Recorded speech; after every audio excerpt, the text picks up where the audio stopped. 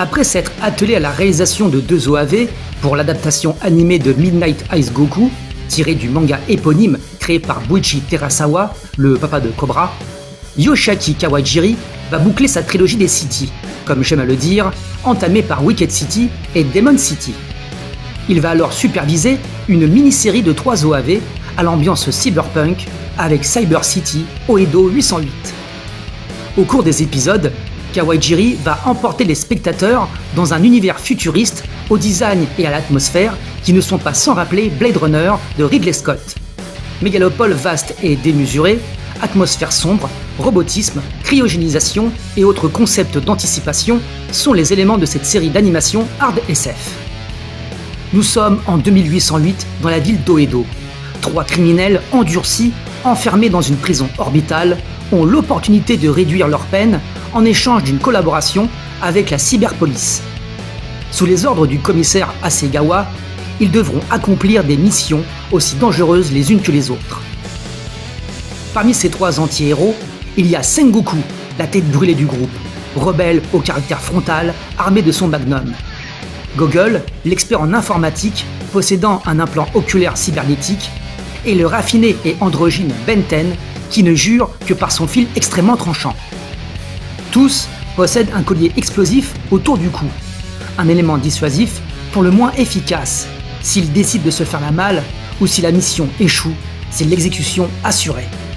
Et c'est le teigneux Sengoku qui ouvre le bal avec le premier épisode intitulé Mort virtuelle, dans lequel il a pour mission de libérer 50 000 personnes coincées dans le plus grand gratte-ciel d'Oedo. L'anti-héros devra fouiller les entrailles du bâtiment, qui s'avère aussi gigantesque que dangereuse. Couloirs labyrinthiques, pièges mortels, histoires criminelles et esprits cybernétiques seront de la partie dans cette tour infernale 2.0.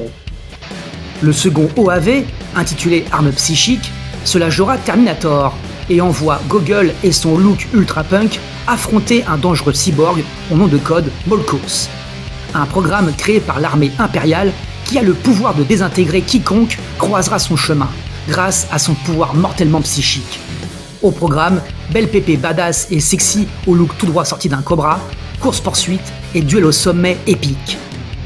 Quant au dernier épisode, nommé Virus Mortel, il nous embarque dans une atmosphère teintée de fantastique.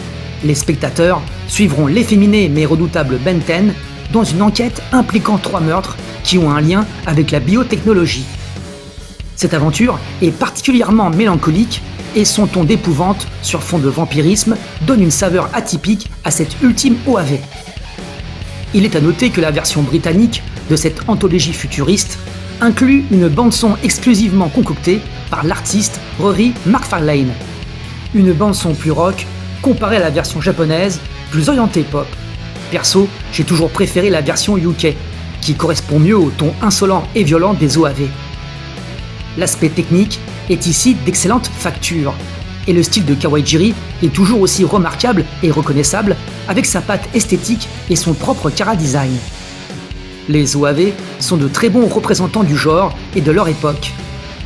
Avec son air de série B, ses dialogues crus et son ton irrévérencieux, sombre et violent, Cyber City Oedo 808 est une série d'animation ultra cool au cynisme succulent, qui saura satisfaire les adorateurs du maître Kawajiri, embarquant les fans d'anime japonais dans un univers dystopique et nihiliste mêlant action, fantastique et cyberpunk.